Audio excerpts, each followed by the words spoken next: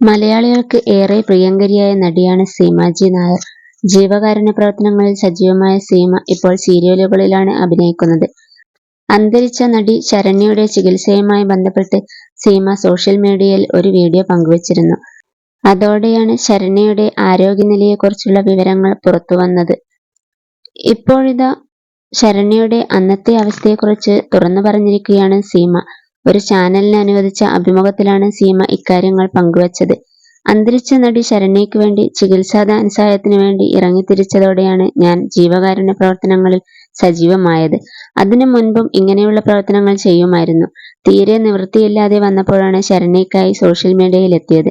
അതിനു മുമ്പ് വരെ ഒരുപാട് ഓപ്പറേഷനുകൾ ശരണ്യയ്ക്ക് ചെയ്തിരുന്നു.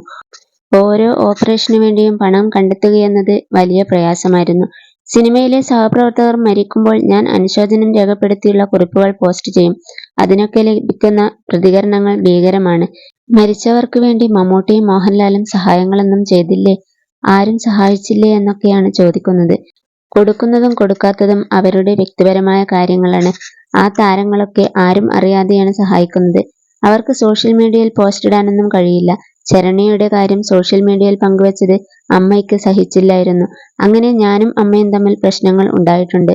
അവൾക്കും സഹിക്കാൻ കഴിയില്ലായിരുന്നു. പക്ഷേ അവളുടെ ജീവൻ നിലനിർത്തേണ്ടതിന് അത് അനിവാര്യമായിരുന്നു. അവളുടെ അക്കൗണ്ട് വിവരങ്ങൾ വെച്ചുകൊണ്ട് ഞാനൊരു വീഡിയോ ചെയ്യുകയായിരുന്നു. ആ വീഡിയോയ്ക്ക് നല്ല റീച്ച് കിട്ടി. ഇതുവരെയായിട്ടും ശരണ്യയുടെ അമ്മയോട് എത്ര രൂപയാണ് കിട്ടിയതെന്ന് ഞാൻ അന്വേഷിച്ചിട്ടില്ല. ഞാൻ ആത്മസംഘടനയുടെ വൈസ് പ്രസിഡന്റ് ആയിരുന്ന സമയത്താണ് ശരണ്യയുടെ രോഗവിവരം അറിയുന്നത്. അങ്ങനെ അവളെ കാണാൻ പോയി. ശരണ്യ നല്ല പണമുള്ള വീട്ടിലെ കുട്ടിയാണെന്ന് കരുതിയാണ് ഞാൻ കാണാൻ പോയത്. അവിടെ ചെന്നപ്പോഴാണ് ആ വീടിന്റെ യഥാർത്ഥ അവസ്ഥ എന്താണെന്ന് ഞാൻ മനസ്സിലാക്കുന്നത്, സീമ പറഞ്ഞു.